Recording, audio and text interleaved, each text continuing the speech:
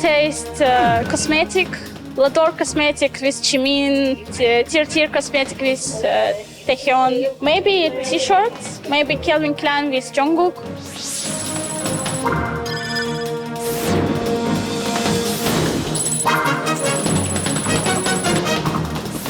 성수기가 아님에도 불구하고 거래액이 전월 대비 20% 이상 증가했고 그 외국인 구매 고객 수도 37% 이상 늘어났습니다.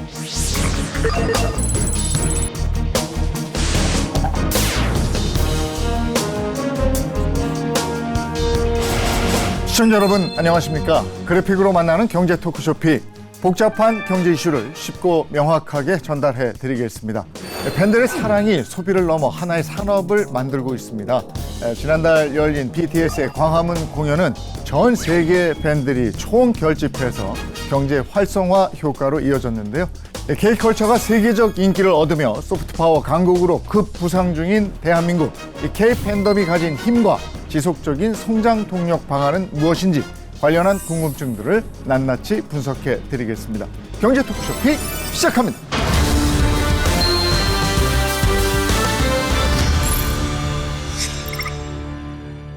오늘 함께해 주실 분들 소개해 드리겠습니다. 먼저 김헌식 문화평론가 모셨습니다. 어서 오십시오. 네, 안녕하세요.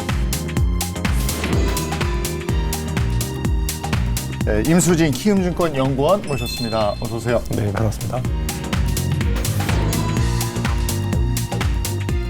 이슈를 보다 쉽게 전해줄 구민정 기자도 함께하겠습니다. 반갑습니다. 세계적으로 관심을 모았던 BTS의 컴백 공연 정말 대단했죠. 경제적 파급 효과도 상당한 것으로 알려졌는데 구체적으로 이게 얼마나 됩니까? 네, 3년 9개월 만에 열린 이번 BTS 복귀 공연은 하이브 추산으로 약 10만 4천 명이 모인 것으로 나타났는데요. 머니투데이가 한국문화관광연구원의 산업연관 분석 기법을 적용해 추산한 결과 이번 공연 한 해만으로 발생한 경제 효과는 최대 1조 4,503억 원 규모에 달한 것으로 나타났습니다. 직접 소비 지출 4,081억 원, 생산 유발 효과 6,970억 원, 고용 유발 효과는 5,917명으로 집계됐는데요. 특히 광화문이라는 상징적 공간, 무료 공연이라는 특수성, 넷플릭스를 통한 190개국 생중계 등이 복합적으로 작용하면서 이번 공연의 경제 효과는 단순 추산치를 넘어설 가능성이 클 것으로 봤습니다. 보통 이제 투어 공연을 하게 되면 한 1,000억 원 정도의 그런 경제 효과가 나타나게 되는데요. 근데 이번에 이제 블룸버그 같은 경우는 한 2,650억 원 정도의 경제 효과가 있을 거라 이렇게 예측을 했습니다. 그러니까 이제 지난 시기보다는 훨씬 더 증가했을 가능성이 이제 높다라는 것이고요. 여기에 좀 참조를 하셔야 될 게 이 아미들은 기존의 팬덤하고는 좀 다릅니다. 왜냐하면 샤이 팬덤이라고 그래가지고 보통 잘 드러내지가 않습니다. 그래서 광화문 광장에서도 보통 소속사에서는 이제 10만 명, 그리고 경찰에서는 한 4만에서 5만 명 사이라고 밝혔거든요. 근데 실제로 현장에 가보면 그 광화문대로, 그러니까 세종대로 그 주변부에 굉장히 많은 분들이 있었어요. 최근에 이제 통계를 보니까 그곳까지 포함한 16만 명 정도 이렇게 된다고 하기 때문에 그런 점에서 아마 경제 효과는 더 크지 않을까 이렇게 생각해 볼 수 있겠습니다. 그 문화적 효과나 의미도 한번 얘기해 주시겠어요? 네, 일단은 그 K-팝 같은 경우에는 그 코로나19 이후에 비대면으로 굉장히 많은 팬덤을 이제 이렇게 확보를 했습니다. 아무래도 거의 뭐 반강제적으로 실내에 있을 수밖에 없는 상황이었고요. 그런 상황 속에서 그냥 일단 처음에는 방탄소년단을 포함해서 K-팝 그리고 K-컬처를 접하게 됐는데 대면으로 뭔가 체험하고 싶어 하잖아요. 근데 K-팝이 좀 그런 부분이 좀 약했습니다. 그래서 실제로 한국에 와도 갈 수 있는 곳은 뭐 소속사 앞에서 뭐 인증샷 이렇게 찍는 그런 정도 수준이었는데 그런 점에서 뭔가 광화문이라고 하는 장소성을 제공했다라는 점이 큰 특징이다 이렇게 볼 수가 있겠고요. 대체적으로 우리가 공연장에 가거나 아니면 유튜브나 그런 이제 뮤직비디오를 통해서 접하게 되는데 그래서 이제 생중계로 접하게 되니까 훨씬 더 기존의 투어 공연 중심의 한계를 벗어나는 겁니다. 예를 들면은 뭐 4월 9일, 11일, 12일에 방탄소년단이 고양 종합운동장에서 공연하는데 4만 명밖에 수용을 못 하거든요. 그러니까 결국 최대 12만 명밖에 수용을 할 수밖에 없으니까 결국 이 온라인을 통해서 접한다는 것이 굉장히 중요한 의미가 있겠고 이거를 이제 2020년에 방방 콘서트를 통해 가지고 그 가능성을 봤기 때문에 그런 점들이 좀 진화해 가지고 이번에 이제 물리적인 공간과 온라인 공간이 결합하는 그런 형태의 새로운 콘서트 시장을 열었다는 생각이 들고요. 생방송 지금 중계방송 말씀을 하셨는데 이례적으로 넷플릭스로 봤단 말이에요. 네. 이거는 어떻게 봐야 되겠습니까? 사실 뭐 기사를 통해서 넷플릭스 지표가 굉장히 좋다는 거 많이들 접하셨을 겁니다. 넷플릭스가 이번에 하이브에 투자한 금액이 한 100억 원 정도 제작비를 투자해 줬다라고 하는데 제가 여기에서 좀 이례적이다라고 표현을 하는 게 넷플릭스는 보통 넷플릭스 오리지널이라고 해서 IP 소유권을 갖습니다. 근데 이번 경우 같은 경우에는 하이브가 IP 소유권을 갖고요. 이번에는 순수하게 100억 원만 제작비를 통해 가지고 중계권을 얻었습니다. 그 의미가 뭐냐면 저희가 방탄소년단이 뭐 사실상 활동을 굉장히 오래 쉬었다 보니까 이 잠재 수요가 엄청날 거기 때문에 이런 킬러 콘텐츠를 넷플릭스 입장에서는 100억 원을 주더라도 충분히 이 가치를 해낼 수 있다라고 생각을 했던 것 같고요. 전 세계 뭐 77개국에서 뭐 주간 순위 1등도 차지를 했고 넷플릭스 입장에서는 이미 100억 원 이상의 기록을 했다라고 보고 있고요.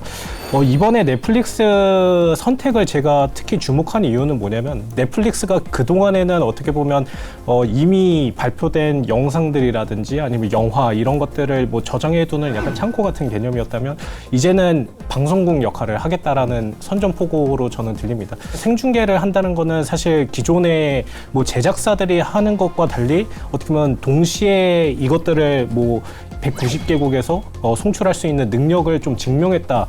특히 이거를 방탄소년단으로 증명함으로써 역량을 크게 드러난 굉장히 의미 있는 일이라고 보고 있습니다.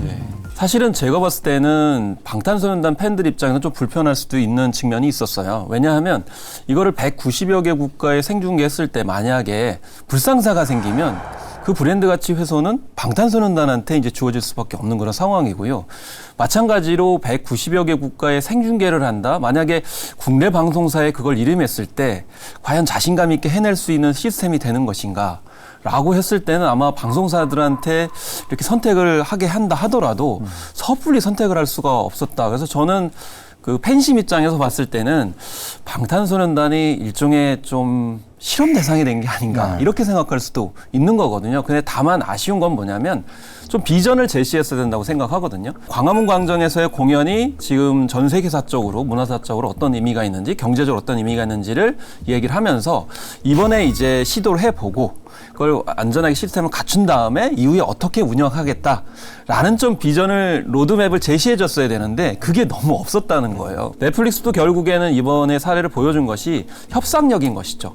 그래서 무조건 뭐 IP를 넷플릭스가 다 가져간다라고 국내에서 되게 접근하는 경우가 있지만 실제로 이 제작하는 측 보면은 협상을 어떻게 하느냐에 따라 가지고 결과가 달라지고 IP를 가져오는 경우도 있습니다. 그렇기 때문에 앞으로도 이제 K 콘텐츠가 넷플릭스와 어떤 협상력을 가져서 최대한 IP를 가져올 수 있는 그런 사례를 삼는 것이 중요할 것 같습니다. 네, 계속해서 BTS는 이제 월드 투어에 나서는 것이고 그 BTS 노믹스라는 얘기가 나오고 테일러 스위프트인가요?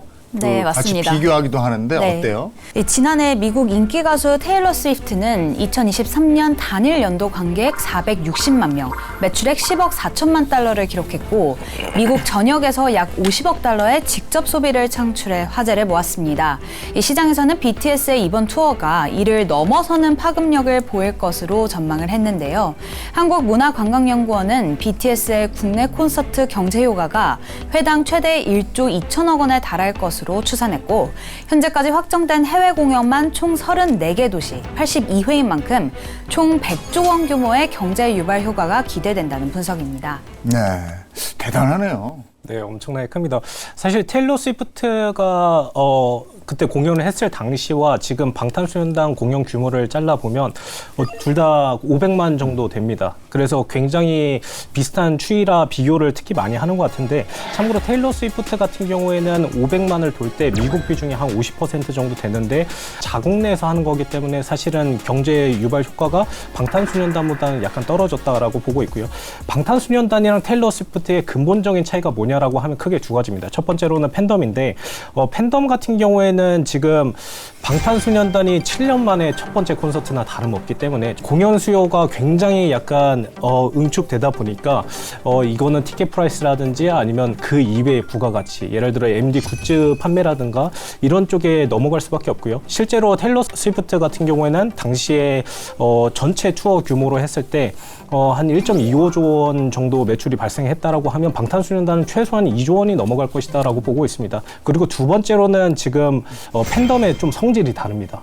미국 같은 경우는 좀 대중성을 중심으로 한 음악 산업이라고 표현을 하는데 한국 같은 경우는 코어 팬덤이 좀 더 집중되어 있습니다. 그래서 방탄소년단 아미가 특이한 점이 이분들은 사실 미국에서 공연하든 동남아에서 공연하든 따라갑니다. 그렇기 때문에 사실 뭐 예를 들어 한국에서 공연을 한다라고 치면 한국인이 소비하는 것보다 외국인이 소비하게 되면 뭐 호텔이라든지 아니면 현지에서 뭐 식당 뭐 이런 다양한 소비 활동이 이어질 수 있기 때문에 사실 테일러 스위프트보다 당연히 높게 볼 수밖에 없고 이번 방탄소년단 뭐 광화문 공연에 대해서 뭐 평이 뭐 호불호가 갈릴 수는 있지만 이 엄청난 결과에 대해서는 조만간 나올 것이다 이렇게 보고 있습니다. 근데 이런 그 세계적으로 각광받고 있는 우리 콘텐츠 K컬처가 확산되면서 관광 산업에까지 굉장히 큰 영향을 미치고 있다고 그러거든요. 이걸 구민정 기자가 알아봤습니다.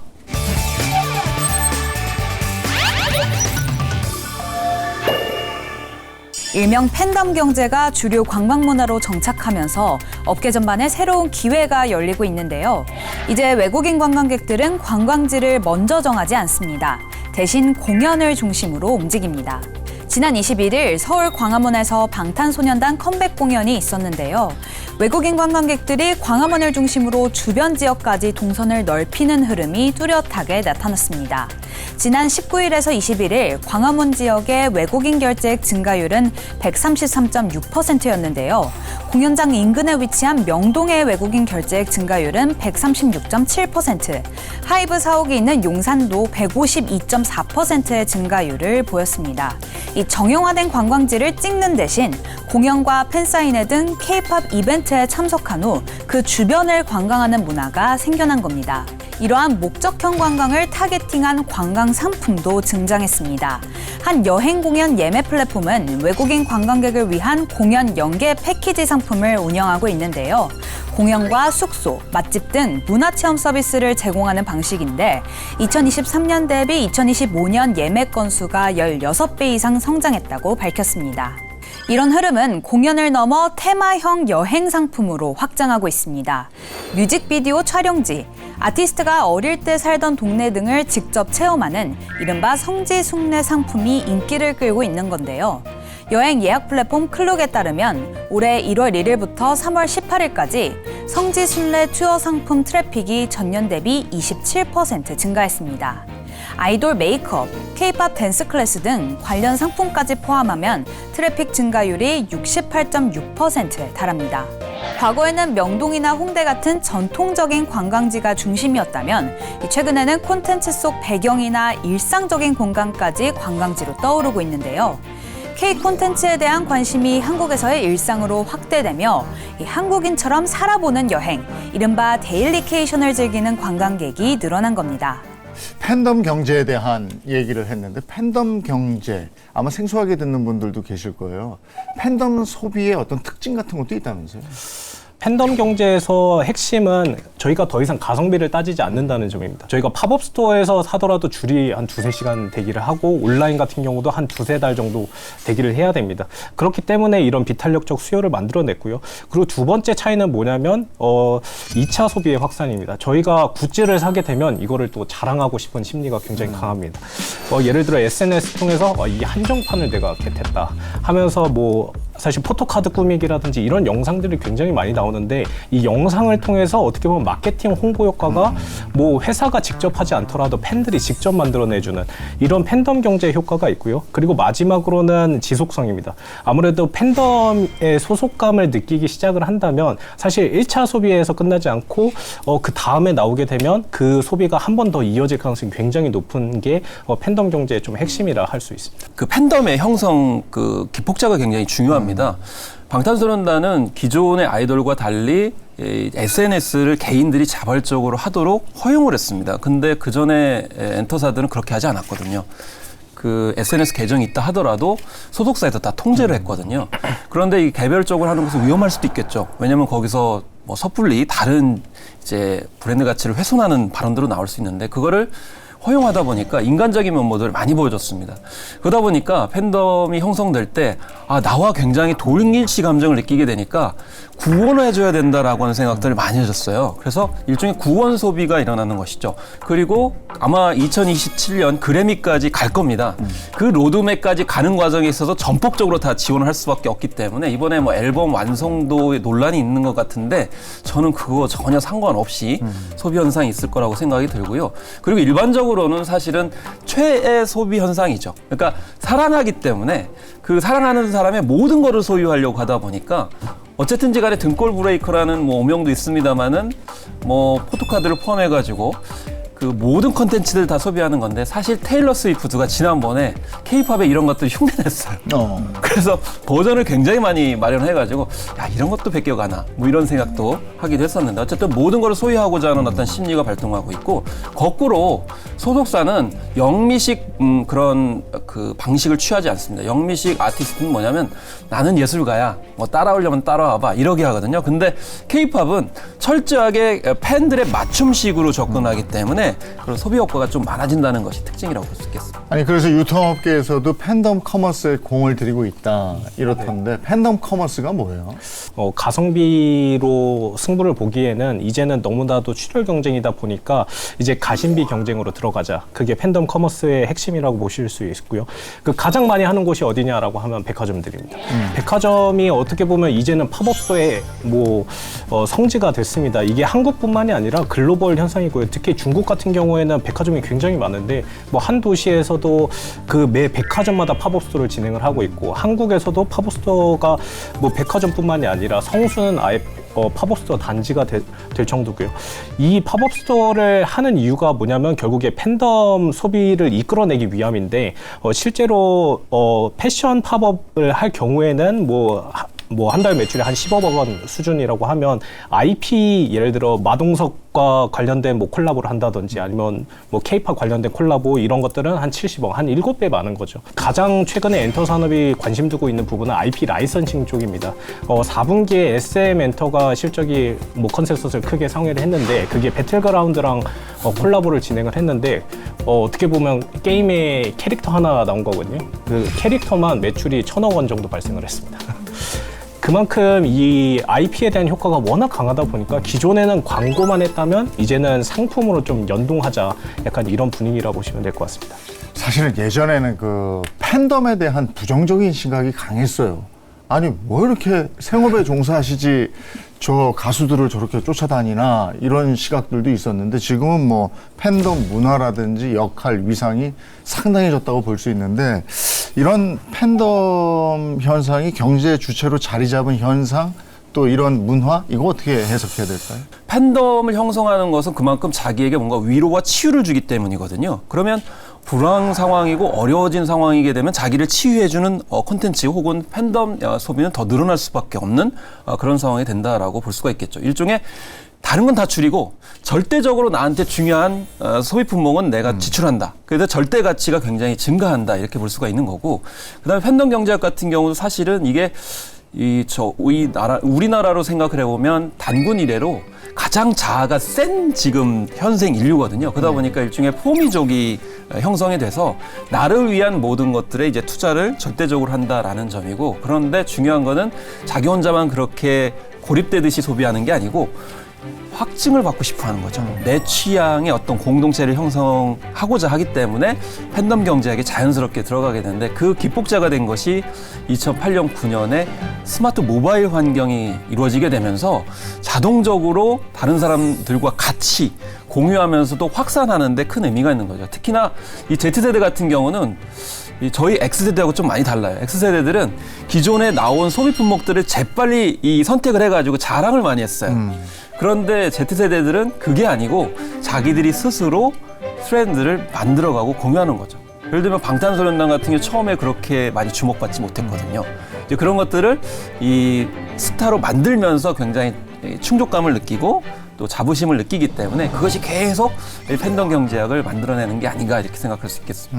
네, 우리나라 대한민국의 문화 콘텐츠가 정말 대단하구나 이걸 느끼실 텐데 이 세계 속에 이렇게 뻗어나갈 수 있었던 그 과정 한번 말씀해 주시겠어요? 그래서 인지가 된 거는 이제 1990년대 말이라고 볼 수가 있겠는데요. 이때는 이제 중국을 중심으로 현상이 일어나기 시작을 했죠. 그래서 사랑이 뭐길래 가을 동화가 이제 인기를 끌었고요. 이때는 주로 개별 케이스가 많았습니다. 소위 말해서 어쩌다 한 번씩 이제 눈길을 끄는 그런 상황이었고요. 그러다가 이제 2000년대로 들어서게 되면서 K-팝하고 K-드라마, 영화들이 좀 집단적으로 큰 인기를 끌다 보니까 이른바 이 한류 현상이라고 하는 워딩이 이제 본격적으로 인기를 끌게 됐다 이렇게 보시면 되겠고 이때는 특히 겨울 연가 때문에 일본 쪽에 한류 현상이 급격하게 확산이 되면서 연사만. 예, 그렇습니다.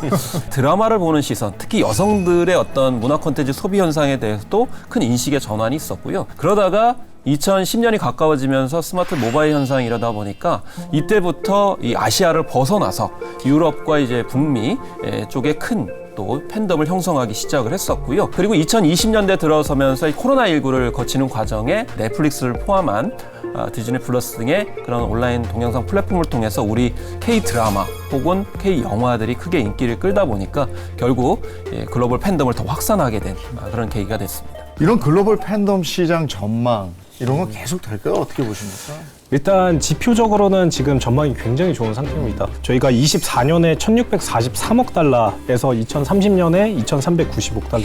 이게 하나로 치면 250조 원에서 400조 원으로 엄청나게 커지는 상황인데 이 중에서 K-팝 사이즈가 어느 정도 되냐라고 했을 때 한 21조 원 정도 지금 되고 있고요. 이게 2032년 정도 되면 한 32조 원 정도로 커질 것이다. 그럼 매년 한 7에서 한 8% 정도 성장을 가정을 하는 건데 굉장히 이례적입니다. 어떤 산업이 이렇게 고성장하는 거를 중장기적으로 이끌어 나간다는 게 그 미래 성장성을 굉장히 높게 평가하고 있다라고 보시면 되고요. 지금 팬덤 시장에서 가장 중요시하고 있는 화두가 슈퍼팬들입니다. 슈퍼팬 같은 경우에는 지금 전체 팬덤 시장이 한 20% 정도 규모가 되는데 이들의 소비는 최소한 2배가 넘습니다. 예를 들어 누구는 응원봉 하나 사는데 이분들은 뭐 굿즈를 종류별로 다 사가지고 한 4-5배 많은 거죠. 그래서 이 지금 글로벌 음악 시장 자체 규모가 한 336억 달러 정도 되는데 이제는 뭐 가입할 사람들은 이미 다 가입한 것 같다. 여기에서 이제 어떻게 보면 객단가를 높일 수 있는 전략들을 펼쳐보자 하면서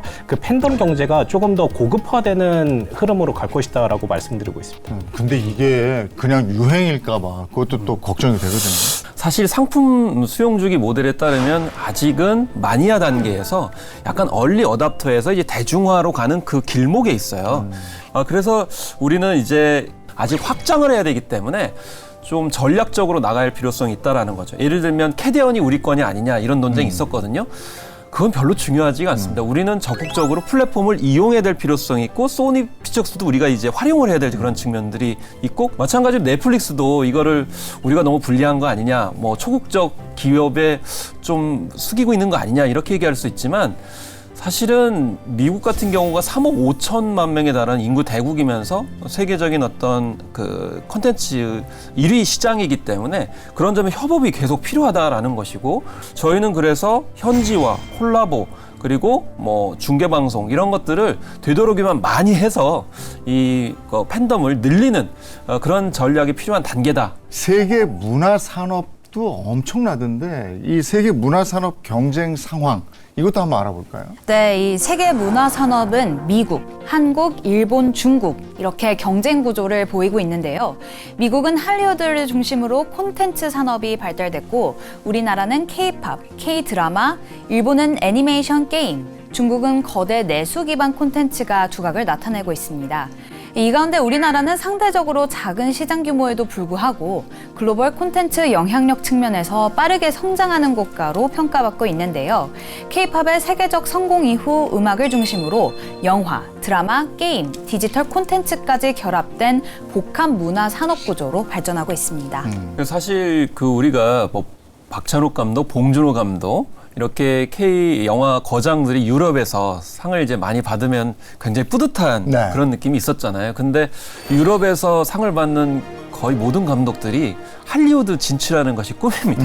미국 시장이 뭐 내수 시장으로 3억 5천만 명이라지만 세계의 파급력을 생각하면은 반드시 미국을 가야 될 수밖에 없는 그런 상황인데 중요한 거는 아시아에서 그렇게 할 수 있는 국가가 유일무이하게 한국밖에 없다는 겁니다. 중국은 내수 시장 14억 규모를 이제 더 확장하기 위해서 해외 별로 관심이 없어요. 그러니까 세계 경쟁력을 잃을 수밖에 없는 그런 상황이고, 일본 같은 경우도 1억 3천의 내수 시장에 너무 이제 집중하다 보니까 요즘에 그런 얘기 많이 하거든요. 컬처 갈라파고스 섬이다 이렇게 얘기하거든요.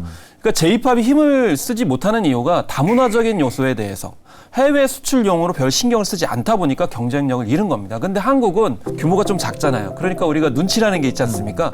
계속 안테나를 세워가지고 세계 주류 시장이 어떻게 움직이는지에 대해서 굉장히 발빠르게 이제 수용을 해서 이제 컨텐츠를 만들어냈다는 것이죠. 이런 기조가 계속 된다고 하면 우리는 계속 경쟁력이 있지 않을까 이렇게 생각을 합니다. 그 앞으로 K컬처 팬덤이 일으킬 경제 효과 같은 것도 한번 알아봐야 될 텐데 산업에 미칠 영향은 꾸준히 대단할 거 아니에요?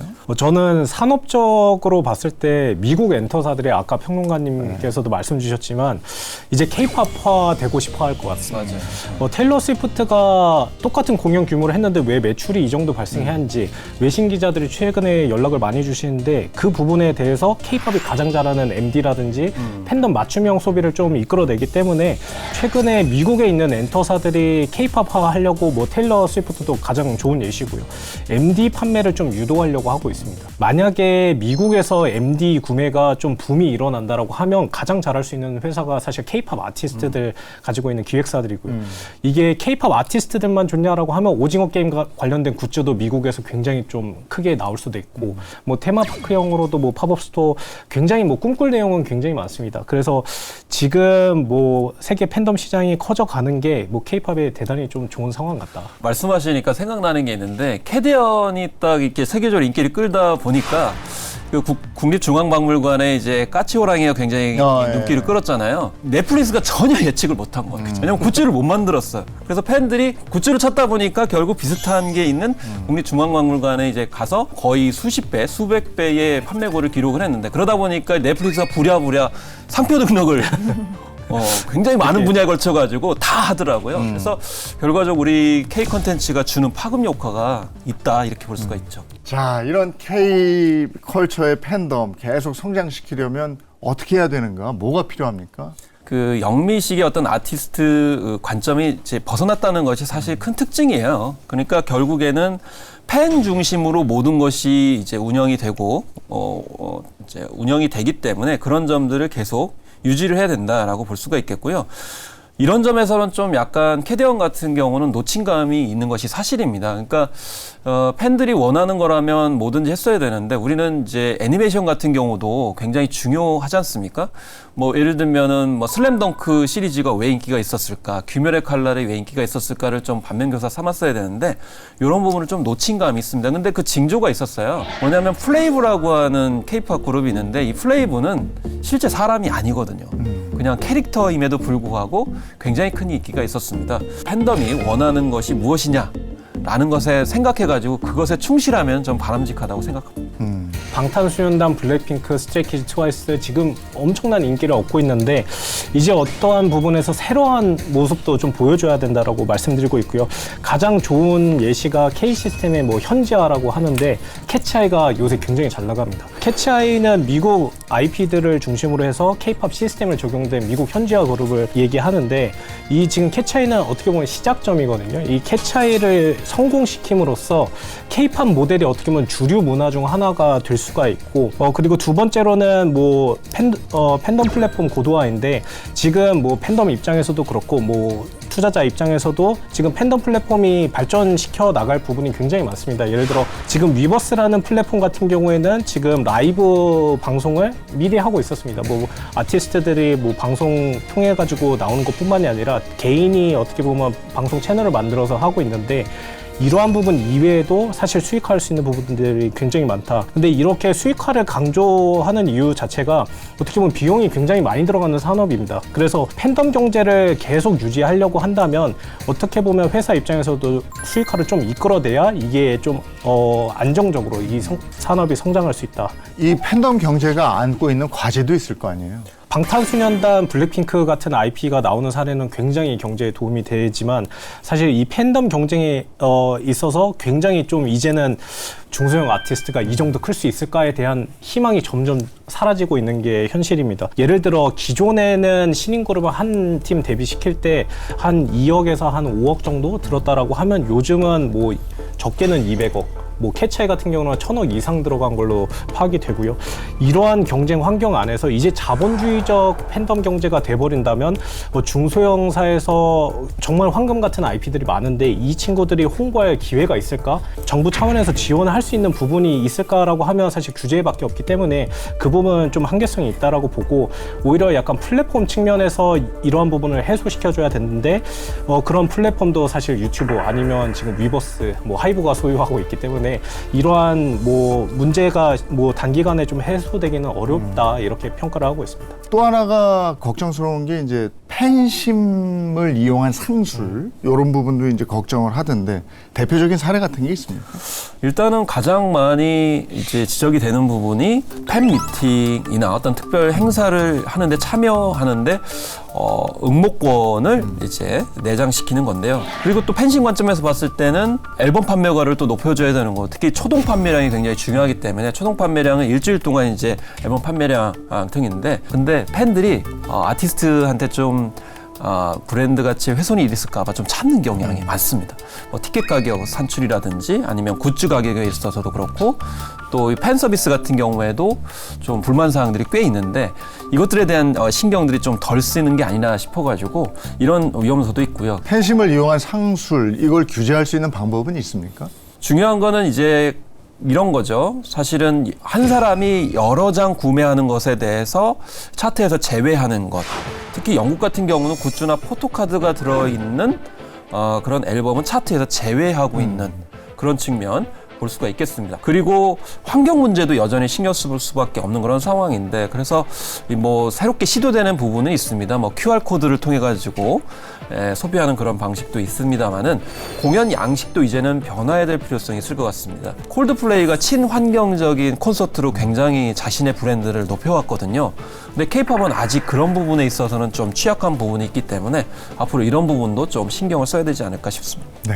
그러면 이런 K-컬처가 앞으로도 우리 경제의 지속적인 성장 동력이 되려면 그러면 어떻게 해야 되는 거예요? 우리가 흔히 K-팝 하면은 이제 K 콘텐츠에 관련된 부분만 활성화되는 것처럼 이제 생각을 하는데 한류 4.0이라는 건 결국에는 라이프 스타일에 관련된 소비 현상입니다. 그러니까 한국인들이 즐기는 모든 것들을 다 동시간적으로 우리가 즐기고 싶다라는 점이 있기 때문에 예를 들면 캐대언 같은 경우도 소비재 효과들을 많이 발생을 시켰거든요. 그래서 우리가 이제는 스스로 자부심을 갖고 우리의 일상생활을 모두 다 그냥 자랑스럽게 담아내면 이게 저는 소비 경제 효과를 낳게 되지 않을까 이렇게 생각하고 있습니다. 네. 소비자 입장에서 생각을 했을 때 지금까지 정말 장기간에 걸쳐서 헌신을 해왔단 말이죠. K-팝 컬처를 부흥시키기 위해서 이제는 회사 차원에서 좀 더 이거를 팬덤 경제 어떻게 보면 팬들이 돈 벌 수 있는 구조를 좀 만들어줘야 된다라고 말씀드리고 있습니다. 예를 들어 팬들이 지금은 뭐 트위터 이런 창구, SNS 창구에서 특정 아티스트의 영상을 편집해가지고 뭐 돈으로 뭐 불법적으로 판매하고 있는데 이런 것들을 공식적으로만 열어준다라고 하면 사실 컨텐츠들이 비약적으로 늘 수가 있습니다. 지금 나오는 컨텐츠의 숫자의 뭐 5배, 10배 충분히 늘어날 수가 있는데 그렇게 되면 더 세계화를 좀 더 빨리 할 수 있다라고 생각을 하고 있고요. 세계인의 마음을 사로잡은 K-컬처 정말 자랑스럽고 뿌듯하고 그리고 앞으로가 더 기대되고 그렇습니다. 이 K-컬처가 더욱 산업 경쟁력을 살찌우는 그런 매체가 됐으면 하는 바람도 있습니다. 자, 오늘 경제 토크쇼 픽 여기서 인사드리겠습니다. 고맙습니다.